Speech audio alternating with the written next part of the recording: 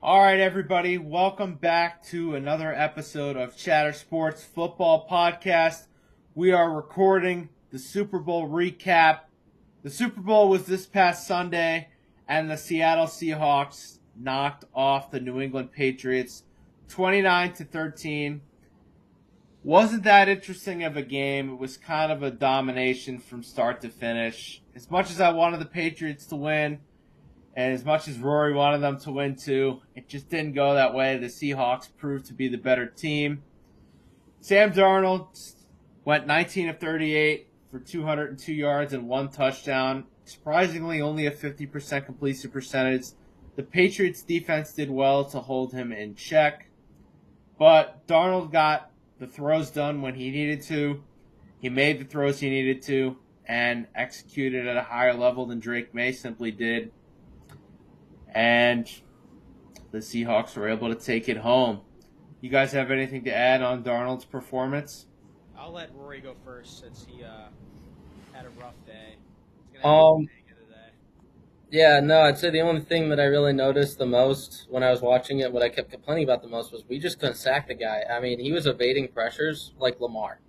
And I just continuously saw him evading a pressure after pressure, whether it's a blitz, whether it's just the four-man rush finally getting there, whatever it was. It's just our guys would get one hand and arm, whatever, on him and just could not take him down. And those probably, I counted, I think, like 4 sacks in the first half we probably could have had.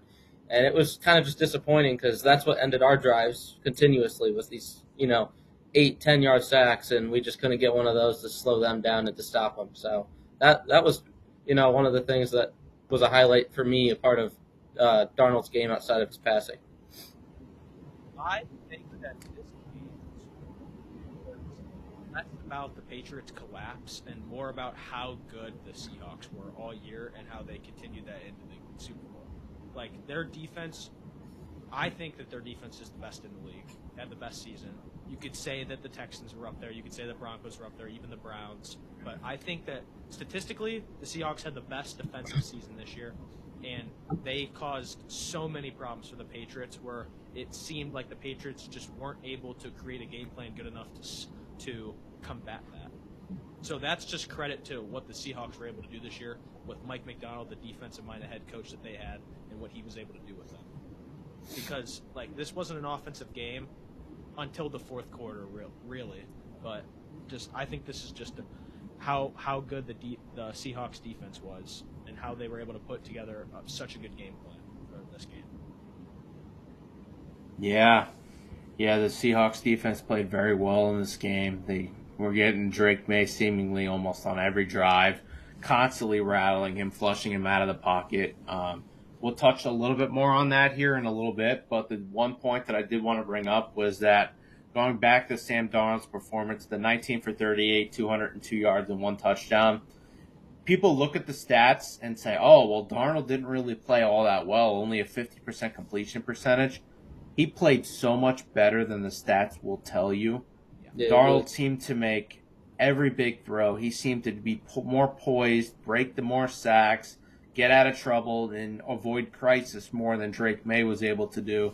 And that was the key, is New England's defense did not play bad by any means in this game. It's just Darnold was just better.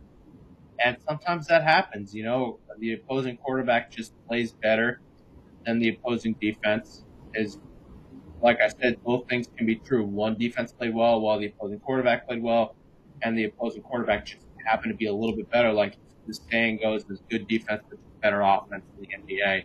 That's kind of just what we saw here in the Super Bowl. Darnold, wasn't wildly accurate, but he just made the throws he needed to. The one throw I bet he would like to have back was in that first quarter when he had Jackson Smith-Njigba wide open downfield. I bet he would have loved to have that throw back. That might have just iced the game right then and there. But probably. let's move on to his running mate, Kenneth Walker, who ended up winning Super Bowl MVP. Carried the ball 27 times for 135 yards and also caught 2 passes for 26 yards out of the backfield as well. So that would give him a grand total of 161 scrimmage yards during this game. No touchdown scored, but I tell you what, I was really impressed with Kenneth Walker in this game. Just his ability to dance out of trouble and the way in which he ran with patience. he was almost literally just standing still in the backfield. That he's probably the most patient running back in the NFL that I've seen in a while. Just the way that he would just stand back there, wait for that hole to develop, and then hit the hole with such conviction. It's a burst. That was impressive. You know, you don't see a whole lot of running backs hitting holes like that and being patient like that. A lot of them get antsy. They want to run up the middle. They want to run here. They think they see a hole. They don't really wait for the hole to develop. But Kenneth Walker was very patient and was what's the word for it? Other than patience, you hit on it. Explosive. Yeah, patience. But there was another word I was looking for. I couldn't spit it out. But patient was the word. But I want to turn it over to you guys. What did you guys see from Kenneth Walker? What did you like? What did you not like? What did you guys? I'm going to be completely honest with you. I thought that Kenneth Walker was not going to have as good of a game as he had. Obviously, he had a great game on the ground. He almost had that touchdown, that breakaway touchdown, if there wasn't the holding call. What's it called? Yeah, the holding penalty. But I did not expect this at all from Kenneth Walker. I know he's a great running back. We've talked about him before on the show about borderline top 10 running back, probably a top 10 running back. But he, I thought the Patriots were gonna play better, have a better run defense on this game. K9 reminded me a lot, like you said, KT. I think he reminded me a lot of Le'Veon Bell in his prime of how he was running in this game. It looked like identical to Le'Veon Bell. He would wait for the hole to develop, and then he'd hit that, and it was really fun, really cool to see if you were a Seahawks fan. But I think he definitely deserved the MVP if you were going to give it to an offensive guy. I just really think that the Seahawks the Seahawks defense was the main reason why they won this game. No, I mean, he diced us up. That's the easiest way to put it, right? It wasn't in the passing game for this one, which I kind of expected us to. I really expected JSN to be a bigger factor in the game, and fortunately enough for us, we had Christian Gonzalez play the game of his life. But yeah, to see Kenneth Walker do what he did to us, like I was really shocked, right? I saw all the outside zones, all the sweeps out to they set the edge so well, and he got to the edge so fast. Like every carry felt like 8 to 10 yards, And if we bottled him up, then the next carry it was 8 to 10 yards. Like it felt like no matter what we did, we just couldn't stop the run like twice in a row, if that makes sense. And I just felt that that coupled with some very timely passes from Darnold really kind of was just the nail in the coffin for us. Like we couldn't. Like our defense just, couldn't really get a turnover that was going to put us, 20, 30 yards away from the end zone or maybe even in the red zone and, kind of get some momentum on our side. And it just felt like, we had no wind in our sails really the whole game. Yeah. It was just, what I thought, and a point that my dad's friend brought up too, who's a Patriots fan, is that he said the Patriots defense played well in this game. But the fact that the Patriot defense was on the field for so long in that game, the offense could just muster nothing. It was 3 and out, punt, 3 and out, punt. So much that the defense just got worn down, and Kenneth Walker kind of just finally had his way. That patient running, he was breaking tackles. It's just you can't expect the Patriot defense to just bail you out of everything. It's not like they're playing C.J. Stroud or they're playing somebody like Justin Herbert, guys that are inexperienced that will turn the ball over. Sam Darnold, he was a turnover machine during the regular season, but he was the one team and the one player that the Seahawks were the only team in Super Bowl history to not turn the ball over one time in that playoff run. Entire time, no turnovers. So they did a very good job taking care of the ball, making sure that the other team beat themselves. They would not beat themselves, no short fields, which is exactly what I thought that the Patriots were going to do. They came out early, jumping routes. They came out early, ready to go, and it literally screamed Sam Darnold's going to make a mistake in this game, and it just never showed up, and it never happened. Exactly. So you got to give the Seahawks offense credit. I mean, Clint Kubiak called a great game, and they just wore down that Patriot defense there at the end. So fortunately, that's just how the ball ended up going for the Patriots. Their offense couldn't muster anything, and their defense just was worn down. So yeah, I did want to bring this up by no means did Darnold have a bad Super Bowl. I think Well, no, by no means did he have a bad postseason. I think he had a great postseason. If you take every game into consideration, he had a very, very good postseason. People have been very hard on Darnold because they still don't think he's a proven quarterback. By no means did he have a bad Super Bowl either. I think he didn't have to have a good Super Bowl. Like, he was making good throws, but he didn't have to. They got ahead early, and he kind of just had to coast to the finish line. It's not like he needed to make these crazy throws at certain times of the game, or they would have been out of it. They were ahead the whole time. He didn't have to.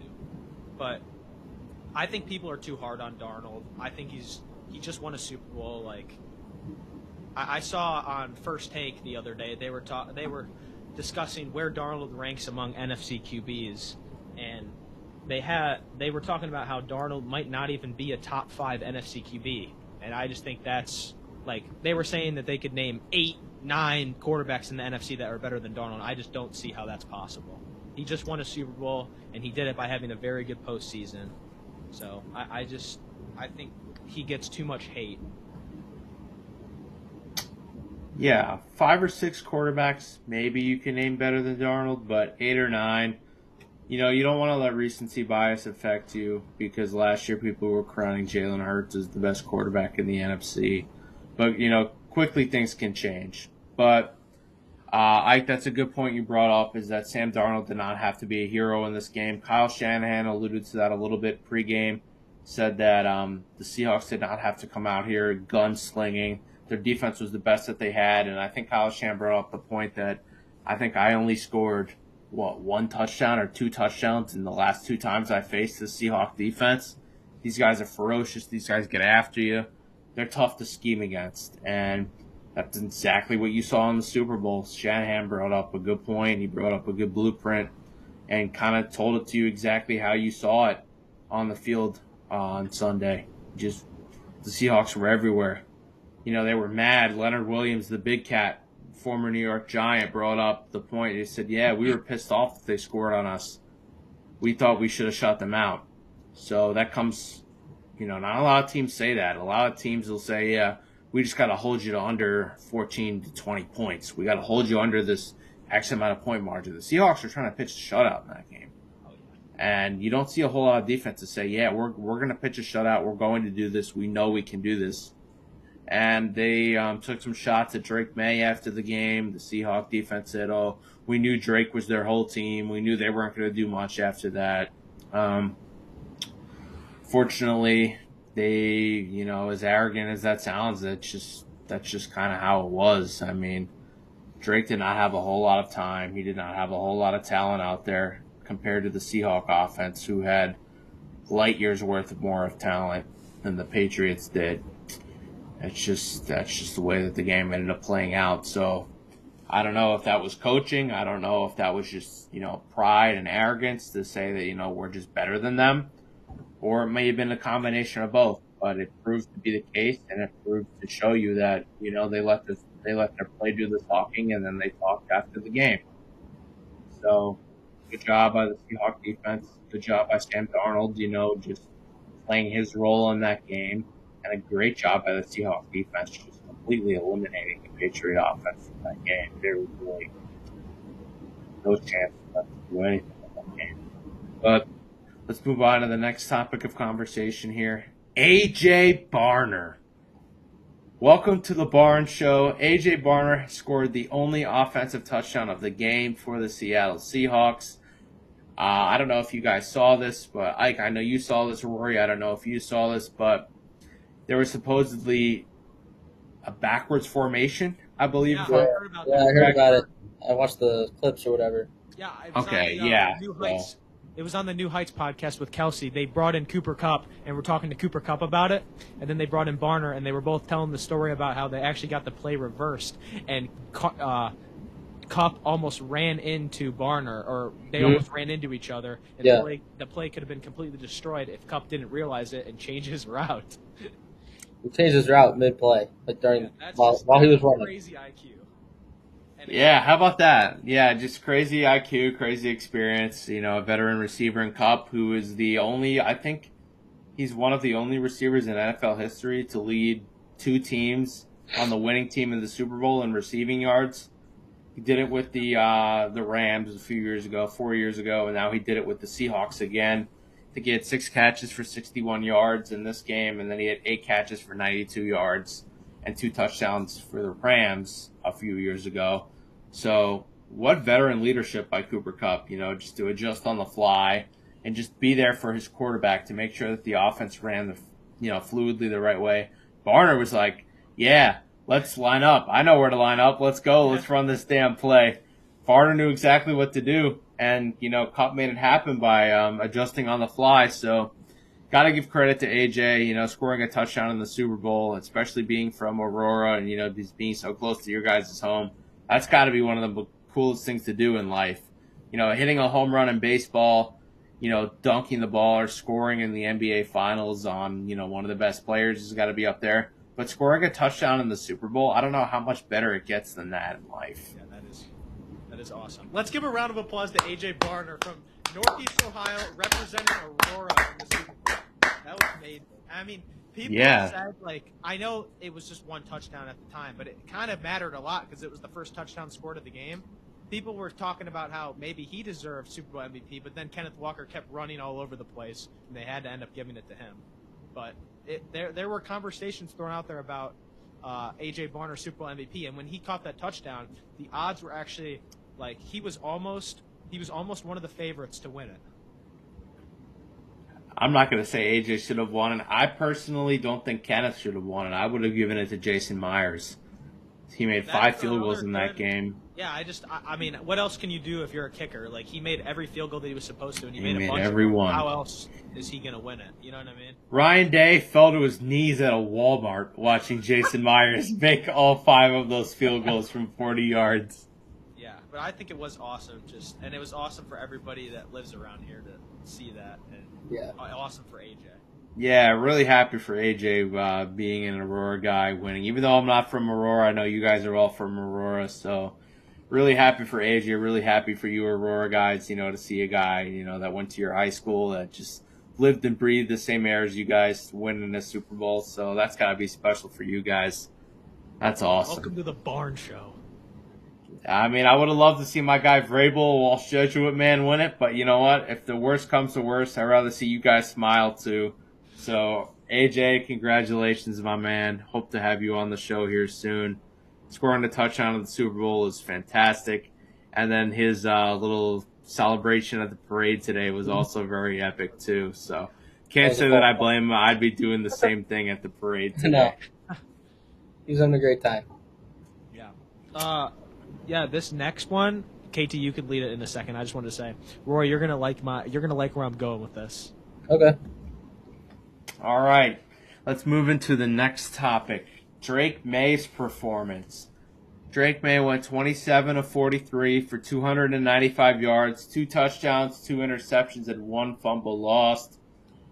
I'm going to say that, Drake May, he did, believe it or not, break his Super Bowl record, 235 yards in the fourth quarter there. So, which was most in Super Bowl history. You would have thought, had you heard that coming into the game, oh my God, Drake May is going to win the Super Bowl. He's going to lead us from behind. It's going to be Brady-esque, right? But unfortunately, it didn't end up going that way. I personally don't put all of the blame on Drake May. We're going to touch on who I put the blame on a little bit, but the Patriot offensive line did Drake no favors. He was just constantly under pressure. Just that Seahawk front was just wreaking havoc on Drake that entire game. And, people say, Drake's passer rating dropped 29 points in the playoffs. He played against some of the best defenses in the playoffs, if not the best in the NFL. The Chargers defense was very good. Too. Yeah, Khalil Mack. He had no break. He wasn't facing, I don't want this on the Rams at all, but because they're a solid team, but that defense is, they're bottom 15. I think they're 17th in the league. I don't want to hype up the Seattle offense because they faced them and scored so many points. But you look at it, it's okay, put Drake against that, right? Honestly, I would have loved to see the Rams Patriots just because offense versus offense, and then we see our defense. Maybe our defense gets a few turnovers against Stafford. But anyways, yeah, it was hard to face that many defenses in a row. and really not see the offense Right. do what the offense had done all season. That was a hard watch for me. Right. Khalil Mack, Will Anderson, Nick Bonito, Jonathan Cooper, and then those guys are just light years ahead of, to me, those guys are light years ahead of Jared Verse and guys on the Rams like that. Yeah. And then in the Super Bowl, you saw Dexter Lawrence coming off the edge where he was hungry. He's like, or Dexter Lawrence, DeMarcus Lawrence, excuse me, yeah. But he's told, he told Jerry Jones, I can't win a Super Bowl here on the Cowboys. And he left and went to the Seahawks and won in his first year. He called his shot. Oh, yeah. He was ready to go in Seattle. A funny tweet that I'll bring up, and my buddy sent me this tweet earlier today, is that DK Metcalf requested a trade from the Seahawks on March 5th of 2025, saying he preferred a contender.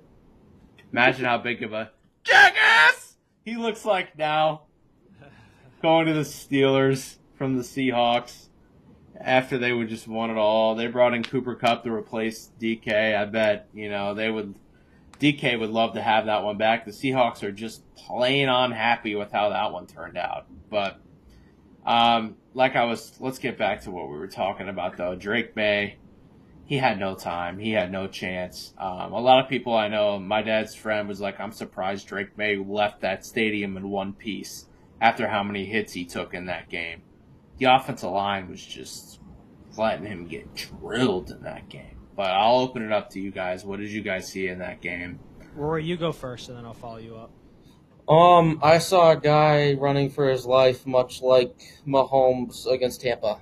That's what it reminded me of a lot, to be totally honest with you. We needed heroics. We needed 28-3 comeback heroics if we had a chance. He's not Brady. As much as it pains me to say that, we don't have a quarterback like Brady, because I was gifted to watch that man play so well over his career and everything for the majority of my life so far. So to have Drake, I always felt, like, hey, he's the next guy, next man up. He could do Brady-esque things, and obviously, he's not there yet. But I will say, 19-7, when we kind of had a shot, I was kind of feeling confident. I was like, this could be, the moment where he cements himself as the top quarterback in the NFL. And it would have been that moment if he was able to come back. And then he just threw an errant pass into triple coverage, threw two passes into triple coverage. Another one Matt Collins had to play defense on, and luckily it was dropped. And I just felt like, his decision-making wasn't there. I mean, I know at the end he kind of pieced together some drives, got, Matt Collins twice deep down the field, once for a touchdown, once for a longer catch or a reception, and then, he finally got Ramondre in the end zone at the end there. But it was just, I just felt, like the offense felt so discombobulated. Like, it felt like when we started the drive sometimes, we'd get like 4 or 5 yards on a run. Totally fine, right? Play down by down if you have to. But I felt like, you see it in college a lot. You play hurry up a little bit. You see quarterbacks do that just to get like a little rhythm going in the offense. We did it in the fourth quarter, and we looked, like unstoppable, except when we turned the ball over because our offensive line completely collapsed. So, I mean, outside of that, I was disappointed with the offensive line, considering, they knew for 2 weeks who they were facing, right? You knew exactly all the tendencies of all the guys, watching film and all that, you should know. And so to see us do what we did and kind of fall flat on our face on the offensive line was really disappointing to not see, and, didn't let the fans, see Drake really perform at his best.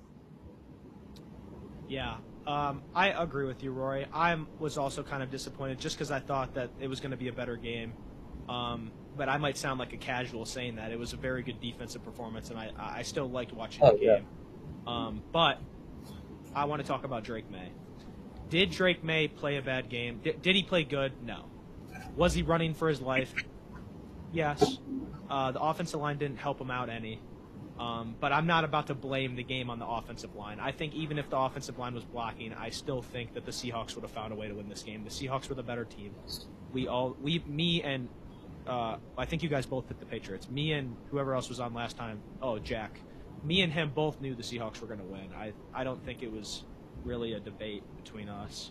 But I did want to talk about May and going forward with May.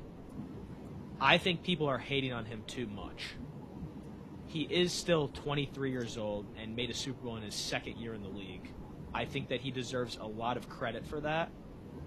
And I think that going forward, he's still a very good quarterback. I think he's borderline top 5, easily top 10. I don't think that's any debate. He was runner-up for MVP, 1 vote away, and he took his team to the Super Bowl. No matter what you say about the schedule, he was in the Super Bowl in his second year in the league at age 23. I have teammates that on my college team that are still 23. So I think that he gets a lot of too much hate for how young that he is. I mean, I agree with you. I do. I think people look at him like he's, a 27-year-old that's been in the league for 5 years. And they're like, oh, yeah, he had a crappy performance, right? And it's like, guys, he started playing, his first game in the NFL was against the Texans. He had 3 touchdowns. And that was probably, middle of the season for sure last year. Like, this is his first full year in the league. Sure, it's his second, but this is his first, every start's his, no one's in front of him. He's running the offense with Josh McDaniels. Like, I think people kind of look at it like, oh, this guy's, like, everyone expected him, like, since he was so high in the MVP conversation to be, like Patrick Mahomes or like Tom Brady or something like that. Like, another young stud that's about to go upset this and have a huge upset in the Super Bowl where, he really, once you started watching the game, you could tell he really didn't have a chance. Yeah, that's a good point. The one thing I do wanted to bring up is that Rory, you brought up a good point. It was 19-7 after they struck deep on that Matt Collins touchdown. I thought the Patriots were right back in it. It seemed like they were right back in it. It seemed like, oh, here we go. Dave Portnoy's and like Hank Lockwoods and all those guys. Yeah. All those guys were like, oh, the Pats got them right where they want them. But unfortunately, it just didn't work out that way. Drake threw a pick. Drake, just inexperience. That was the turning point for me, too. I agree with you, both of you guys, completely. I thought that they were back in the game until Drake threw that pick. That interception that was straight to the defender. There was nobody in sight. That was the turning point. Yeah. And I believe it was, I don't know, I forget who it was that was downfield. It might have been Hunter Henry on like a deep post or something like that. But he like crossed right in front of the defender, and Drake, like, I don't know if he just didn't, time it up right or whatever. It looked like he knew that there was a guy that crossed right in front of all the defenders, but he just completely misplaced the ball. And that one was probably like one of the worst mistakes I've seen him make all year. Outside of all the fumbles, I know that those have happened. And, he has to learn to throw the ball away because we also saw him take sacks because he couldn't throw the ball away. And that costed us at least 2 drives in, like, our streak of, like, 6 punt drives or whatever the heck it was. It was insane. But, I just – it was just – I really felt like we were back in it, and then that happened, and I was like – I felt so deflated after. I was like, yeah, it's done. Mm-hmm. The more I think about it, you could blame anyone. Blame Chris Collinsworth. He said Drake May was starting to find a rhythm right before he threw that pick. And then that idiot said, I got nothing for you here. I got nothing for you on that interception. I don't know what he was seeing. Shut up, Chris Collinsworth. Nobody wants to hear your blasphemy. Just call the game, spectate it. Don't put any announcer jinxes on these guys. I blame that on Chris Collinsworth. Drake May was starting to catch fire, and then he got the Collinsworth jinx from the booth. And then interception happened. So I'm going to blame that on Chris Collinsworth as much as it wasn't Chris Collinsworth's fault. He was just giving him praise for what he saw. It's Chris Collinsworth's fault. I'll say it. I'll be the bad guy, and I'll say it. Chris Collinsworth, you suck, buddy. You ruined our comeback chances. I know. I was hating on it, too. But I'm looking at it right here, right? We gave up the touchdown to make it 19-0 to Barner. Then we scored a touchdown ourselves with Matt Collins in 1 minute. We had a touchdown. We forced a punt within 2 minutes. And then we got pinned at like around, 4? Around 4, maybe 7. And we had to like go all the way down the field to get all the yards. In 2 minutes, we already had 40 yards. Yeah. Like, what's saying that, oh, we can't get 50 more yards in the next 2 or 3 minutes, and the next thing you know, it's 19-14, right? Yeah. And then you can still give up Yep. that field goal, and you still have time on the clock to go score again, right? So I don't know. I just felt like it was Yep. that close. Yeah, that reminds me. I don't know if you brought this up already, KT. 235 yards in the fourth quarter for Drake May, a Super Bowl record. I think I might have brought that up. I'm not sure if I did or not. Oh, well, if you did or but not, I'm glad that you brought it up people- again. It's a Super Bowl record. Take it how you want because it was garbage time, but it's still a Super Bowl record. Drake May holds the record for most passing yards in the fourth quarter. Well, And it's some of against that it was defense. garbage time. Other times, a lot of it, it could have been deemed, the Patriots were within the striking distance there. But, Yeah. some of it wasn't garbage time. I will give you that. But Yeah, by no means did Drake May play a good game. He was still missing Stephon Diggs wide open in the middle of the field, and he was standing and taking the hit, taking the sack because he was holding on to the ball too long. But I still think he's a really good quarterback. all right, does anybody else have anything to add on Drake May, or can we We can move on. Let's Move bring on. us something. No, I'm good. All right. move on? Yeah, Before we move on, I just do want to say we do have some breaking news. Chris Bassett signed with the Orioles for $18.5 million. For 1 year. he's like for 30, 1 year. Now, 34, 35. He's a fossil. He might be He's a 38. fossil. He is a fossil. So he will Better be not taking his fall. talents to upgrade the quote Oriole rotation, which I guess Upgrade. Down that to Bubblegum Shrimp in Maryland. Upgrade. I guess you could put in quotes upgrade the Oriole rotation. They strike gold in signing an old man as their new ace.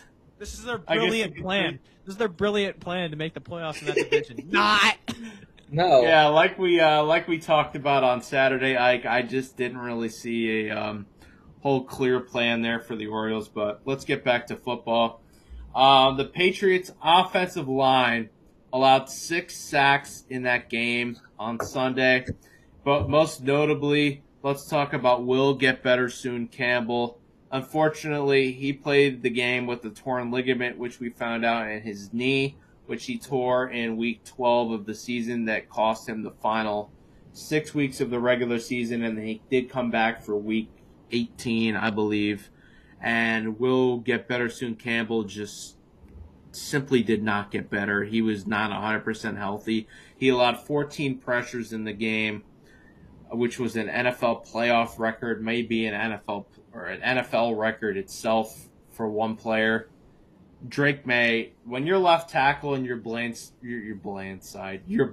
side protector is simply allowing the opposing edge rusher, DeMarcus Lawrence, to just get in the backfield every single play, you have no chance as a quarterback, especially from your blind side. Do I think Will Campbell is that bad? No, I don't. I think Will Campbell is one of the best offensive tackles in the league, to be honest with you. I just think that knee was just never healthy. And when you have a knee, especially a knee that, is costing you your mobility and your ability to move and your ability to, block, especially in pass protection, when you can't move, you're not 100% in that knee, and that the ligament never healed. The Patriots obviously needed Will back, and they probably rushed him back a little bit too quickly. He's not going to be as effective. And matter of fact, we now know the Patriots probably should have went with the backup left tackle or moved and structured their way around to the point where they could hide Will Campbell a little bit. Maybe moved Morgan Moses to left tackle and put Will on the right side where he wasn't up against it as dominant as an edge rusher. But, I don't think this should shake Will Campbell's confidence. He's obviously still a great tackle. He's only 22 years old, which people lose sight of. A good point that Rory brought up is that people were grilling Drake May and playing as if he were a 28-year-old quarterback who'd been in the league for 5 years. But, Will's only 22 as well. Drake's 23, but Will's 22. He's a young guy. He'll recover from this. He'll get healthy over the offseason, but he just wasn't 100%, and I think that led to a lot of the Patriots' problems on the offensive line. But overall, the Patriots, they just couldn't do anything on the offensive line. They had no run game all game. their pass pro was not very good. It's just they got outclassed at the line. And, sometimes that happens when you run into a better team. But I'll open the floor to you guys. You tell me what you guys think. You tell me what you guys saw. I think Will Campbell is in the same situation as Drake May. They're both very young. Will Campbell's a rookie this year. I think he's getting too much hate, even though he didn't have a good game. Although he did look like a lost puppy in the woods in that game. He's still a rookie and can be one of the best tackles in the league going forward as he develops. So I'm not worried about it if I was a Patriots fan. I'm not worried. If anything, I'd say that we also have to remember our left guard's a rookie. Yeah. On top of that. So we have a rookie left side against these top defenses. I mean, the writing was on the wall. I mean, I already saw what happened against the Browns. And, Drake got sacked 6 times by Myles Garrett to inflate his number a little bit. Not to bring that up. I mean, good for him, but still. Miles. He got 6 sacks against Drake May. I believe 4 or 5 were on Will Campbell and Jared Wilson's side, the whole left side. And he was just all over them. And so, when you're running, a whole rookie blind side like that, it's not going to be easy. They have to have super, super strong communication and, experience. And you just don't have that in a year, Especially, you're not facing the best of the best defenses all year, game in and game out, to be able to learn from those experiences. So, I'm really not worried about him. Playing on anything hurt isn't easy. I think we all know that through our own injuries in the past in sports. It hurts. It doesn't feel right. Things aren't as strong as they used to be. And not to mention, but, everyone was talking about Drake May's shoulder and they were saying it's fine, but he had to shoot it up, They had pain-killing injections going. I think he alluded to it was kind of they were just kind of doing it every day so you could throw. But I don't know. You've had to deal with it more than really I have. Yeah. Yeah, but it's easier. Yeah, you can throw, but can you throw your hardest? No, it sucks. Yeah, it's not. I don't know the severity of what May had. Yeah. But yeah, it definitely sucks. It's not as easy, right? No. To do what you want to do. You can do it, but you can't do it to what you used to be able to before, right?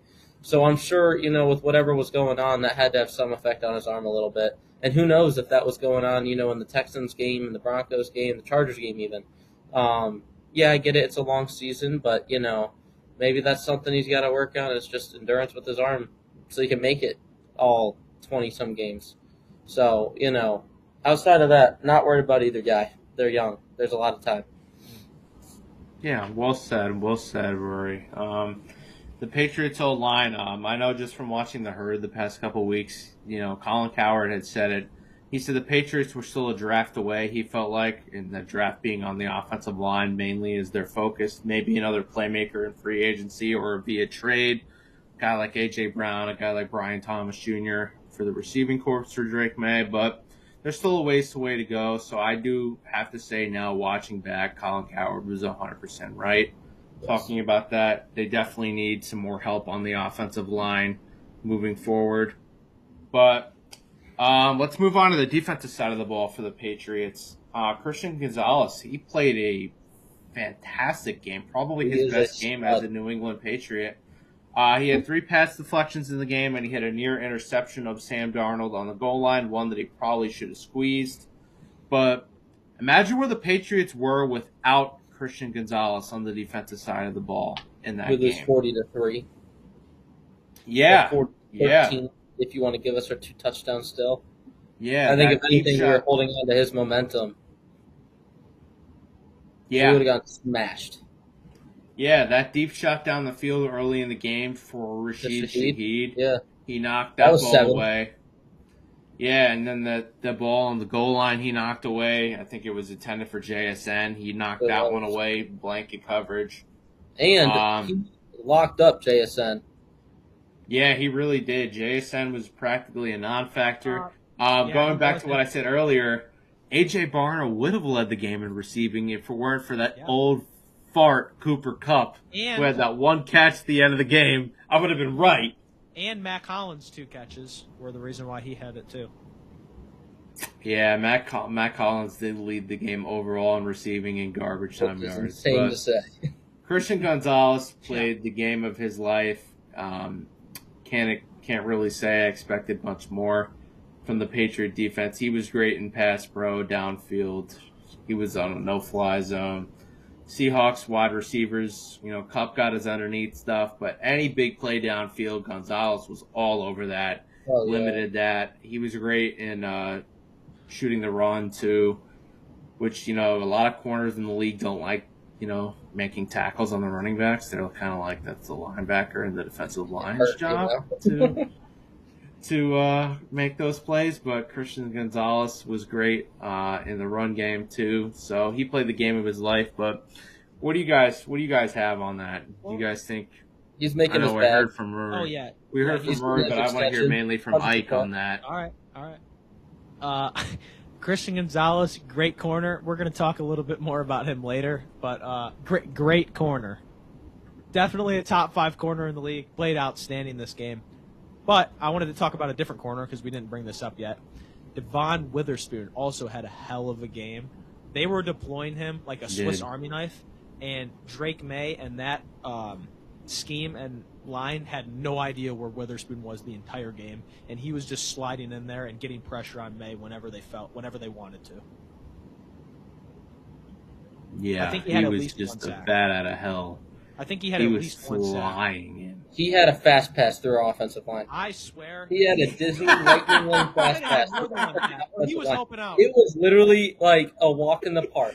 He was helping out. He could have taken his dog with him if he wanted to. He had a fast pass plus at Cedar Point through that offensive line. Devon Witherspoon was in the same draft as JSN in 23, and he was the first pick of that round. JSN was their second pick of that round. Both in the first round. And Witherspoon, I believe. Yeah, that's something Rookie of the Year. The drafting has been nuts. Yeah, those guys were phenomenal on the defensive side of the ball. I can't tell you right now one weakness on that Seahawks side of the ball. I mean, Nick Amonwori, he played through an ankle sprain.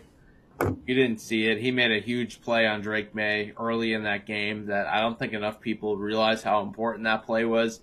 It was the 2nd and 20 play. May ran it, and Amonwori made that tackle right around the original line of scrimmage.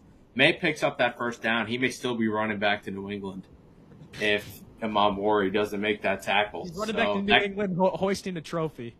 Yeah. Yeah. I don't know if you guys saw the Dave Portnoy merch that he had for the Patriots. They won that. He said it's going to third world countries overseas now. That's what the NFL does with their stuff. Yeah, unfortunately, but I saw some clip today cool. that the third world countries overseas are going to be thinking the Patriots won the Super Bowl. Yeah. They get all that merch. Oh boy, yeah. Well, back to Christian Gonzalez.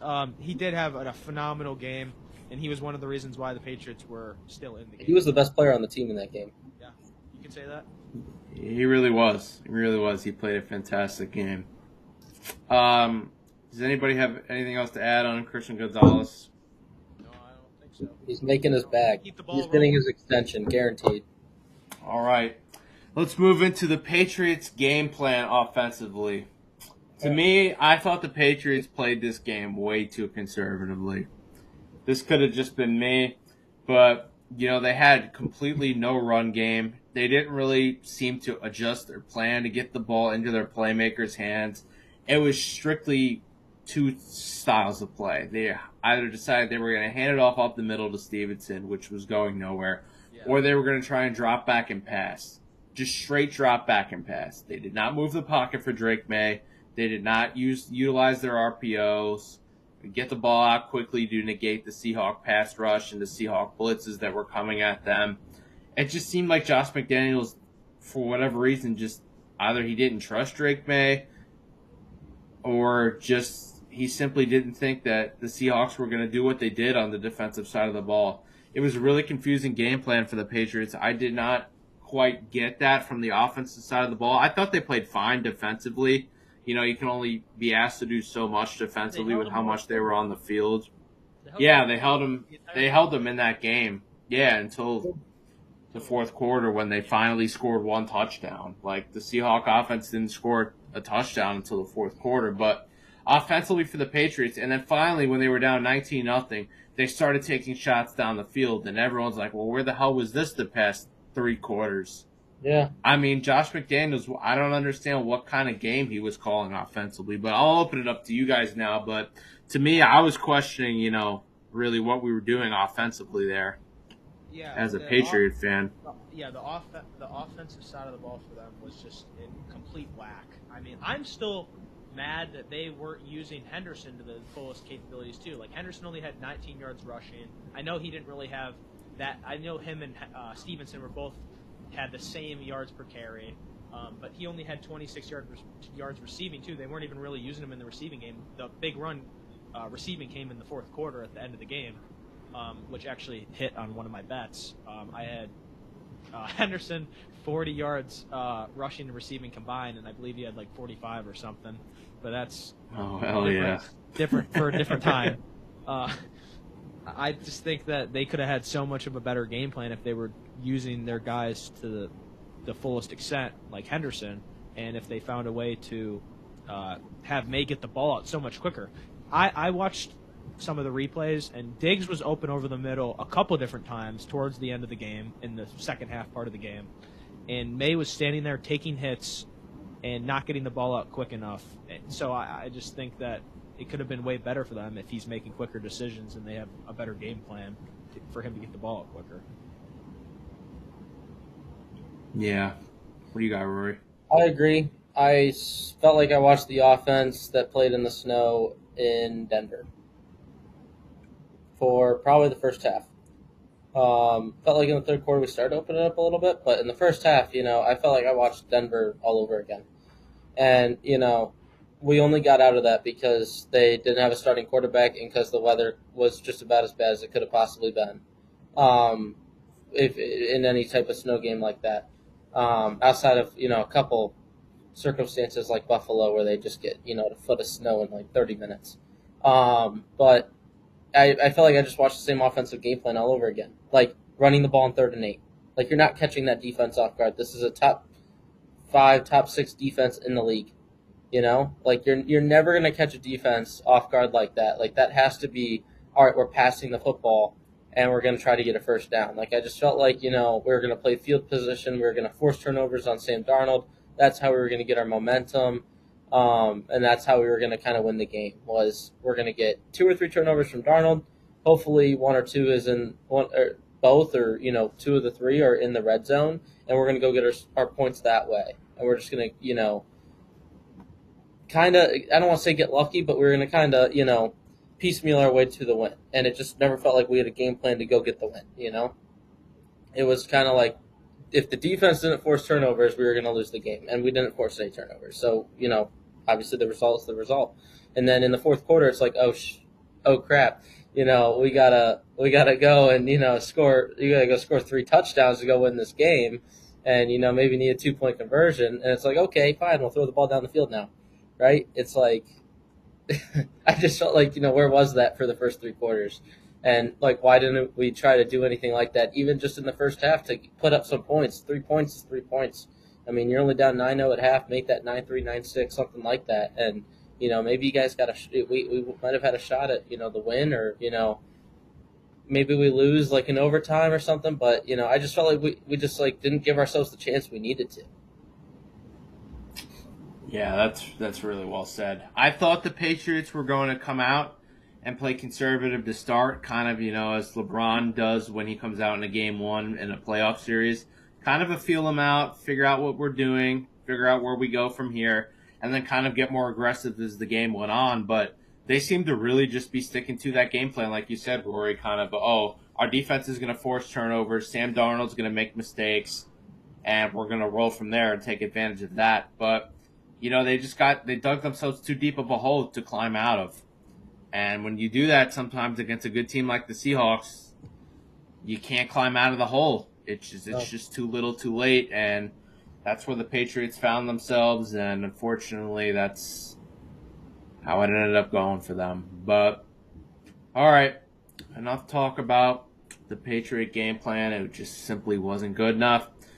The Seahawks' key free agents this offseason, Kenneth Walker III, Tariq Woolen, Rashid Shaheed, Kobe Bryant, and Josh Jobe. There's 5 key free agents there.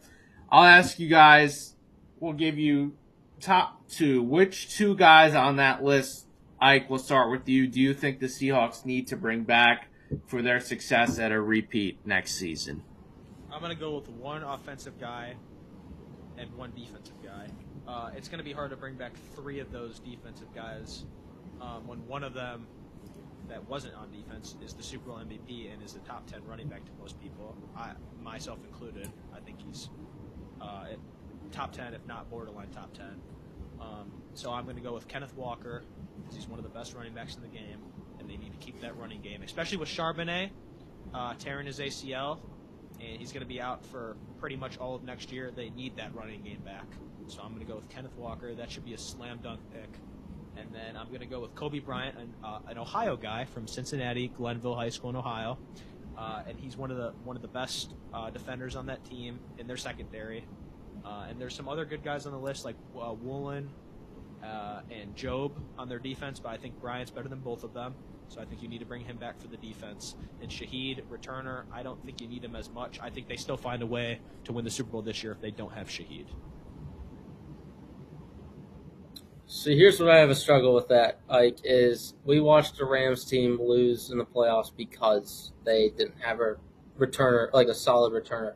They lost their shot at the Super Bowl because they did not have a guy like Rashid Shaheed who, secures the football and, does what he does and what he contributes to on offense too. You could put George Halani back there and he doesn't do what that guy did. I'm just saying, You're telling me you're not bringing back MVP Kenneth Walker back when Charbonnet's out and Kobe Bryant, who's one of the best safeties? I'm just saying that, You asked me to pick 2. I know. I'm just saying that it's a I did ask him to three-dimensional pick game, 2. right?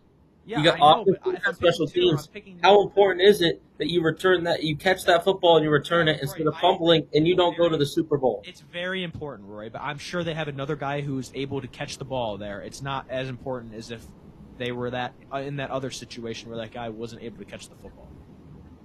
I get that. I don't know. I feel like, you gotta find a way to get him back too if you can. I would go Sure, I the agree. exact same as your picks, but I think that if you are the Seahawks, you can't let him go for the sake of the fact that you watched the Rams lose their NFC Championship game because they didn't have I also think that the back Seahawks then. still beat them if he catches that.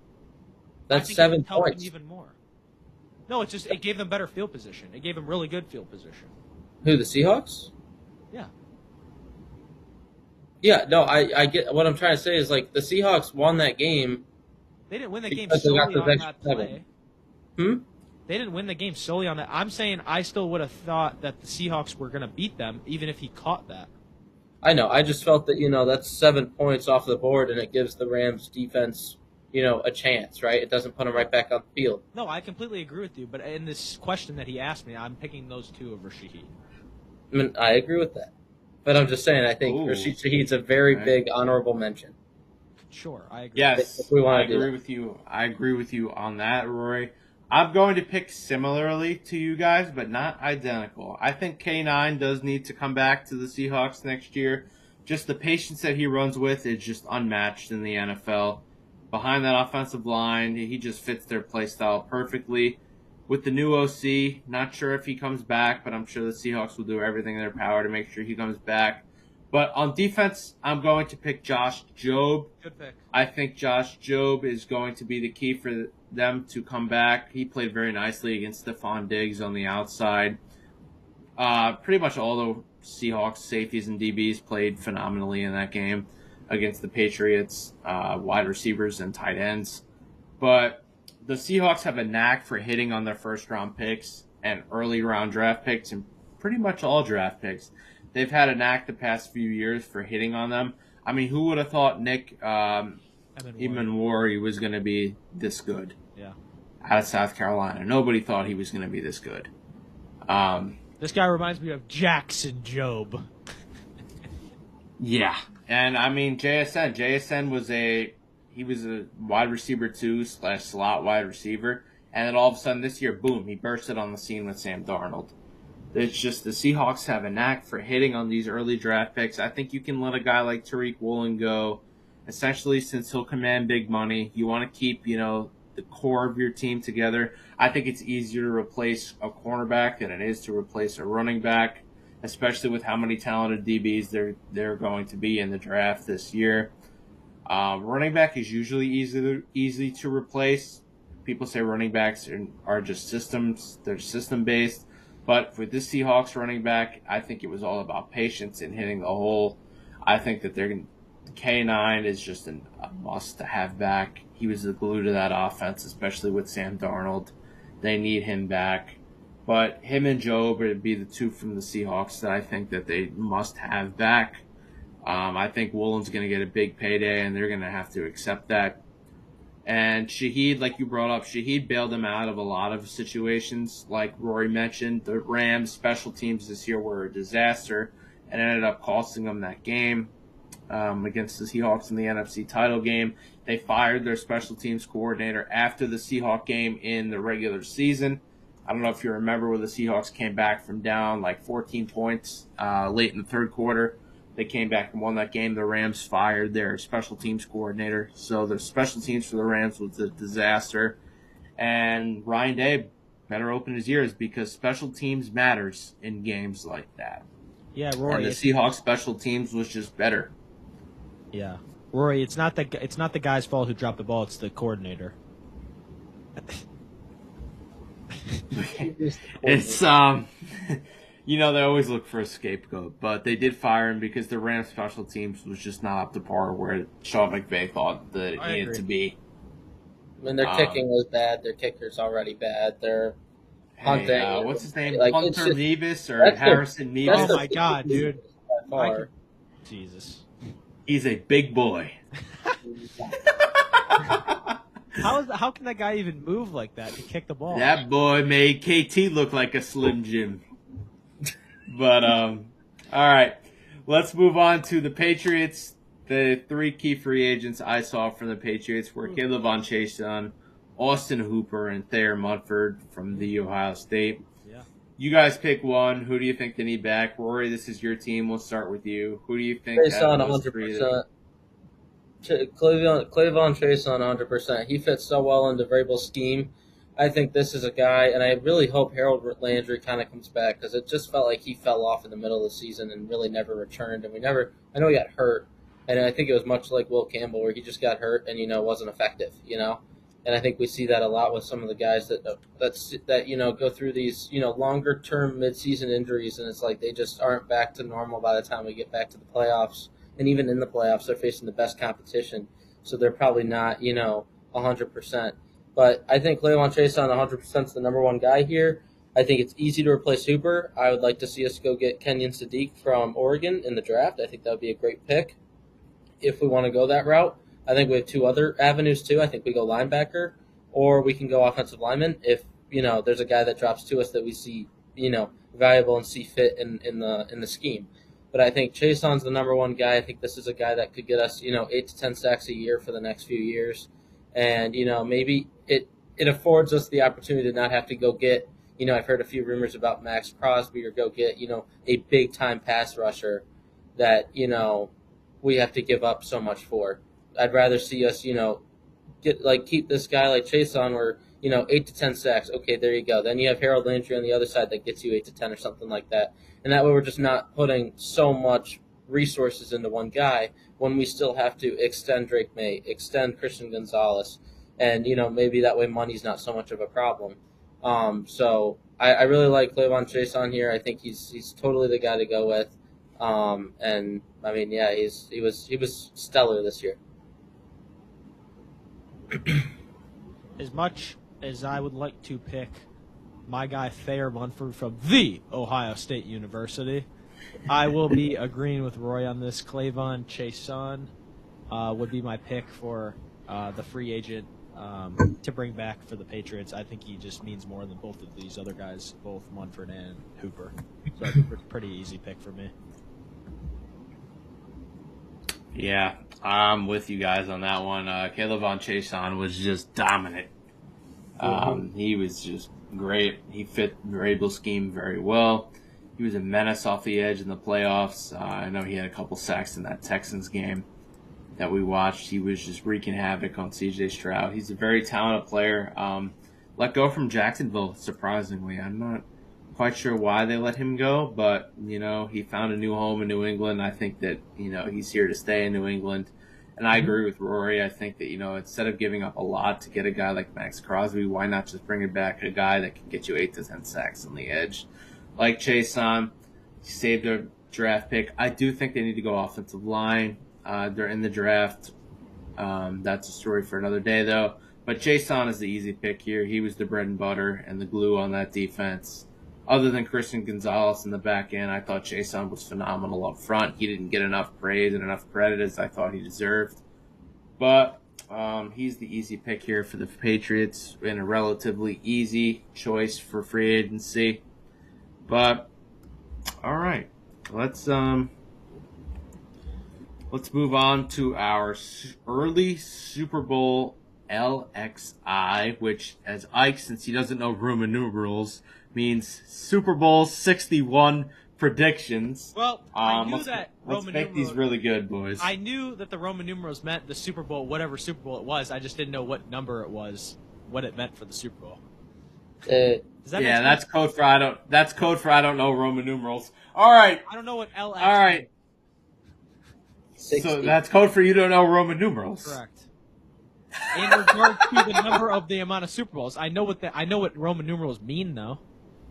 Looking ahead to next year, we are going to give our too early Super Bowl 61 predictions. Rory, we'll start with you. Who will be playing for the Lombardi Trophy next season? Next season out of the NFC, man, this is a tough pick. I got a couple teams. I think there's a couple surprise teams we could see in the Bears. I think the Bears have a shot. It's a shot in the dark, but I really think that they could make some noise. So I'm going to go out on a limb. I'm going to say the Bears and give me the Patriots. Let Drake run it back. Bears and the Patriots. All right, Ike. What do you got playing for the Lombardi next year? KT, go first. You want me to go first? All right. Well, in the AFC, let's not overthink this. Patrick Mahomes and the Chiefs will be back in the Super Bowl next year. You can't stop him. You can only hope to contain him. Mahomes will be back in the Super Bowl. His injury will not keep him from going back for the 5th time in 7 years, I believe. Mahomes will be back in the Super Bowl, and he will be taking on the New York Football Giants in the Super Bowl. John Harbaugh will lead us to the promised land. We will be taking on Mahomes in the Super Bowl, and there's nothing anybody can do to stop us. I thought my pick was bad. I really thought my pick was bad, then I heard that. All right. I'm going to take a little bit of both of yours and bring them together, kind of, into mine. So I actually have the Bears coming out of the NFC with Caleb Williams. I'll give you the reason why. Caleb Williams is a little Mahomey. All right? He's got some Mahomes in him. All right? I'm a Ben Johnson believer. His first season he comes to the Bears. They're 11-5. They make the playoffs as the 2 seed. Okay? And they lose not in the first round, in the second round. So they have endured some battle scars, and they've learned some lessons, which is what it takes to find your way in the Super Bowl. You need to go through those lessons, like what Darnold did the previous year with the Vikings. Look what he just did this year. He had more experience. He was able to get it done. Yes, he had a better team, but he had the experience because of what he went through the previous year, even after piling up 14 wins for both teams. And the Bears' defense this year forced the most turnovers out of any team. They had the most interceptions. They had the most turnovers, with a total of 33 turnovers. most out of any team this year. That might be surprising for some people, but they also have a good defense. So for those reasons, I think the Bears are coming out of the NFC. And for the AFC, it's a really tough decision for me. As much as I want to go with Patrick Mahomes and the Chiefs, with Kelsey aging and their weapons getting worse, Rice is hurt. I don't see the Chiefs making it back to the Super Bowl. I think they can make the playoffs, but I'm going to go with the Broncos, okay? I think Bo Nix has some unfinished business. Bo Nix is going to come out next year playing with fire on his head, and he's going to be ready to go and bring his team back to the Super Bowl. The Broncos, another great defense, probably the second or third best defense in the league, which we'll cover in a little bit with one of my favorite guys on the defense. But I think it'll be Bo Nix back in the Super Bowl playing against Caleb Williams. Interesting. Okay. I like that take.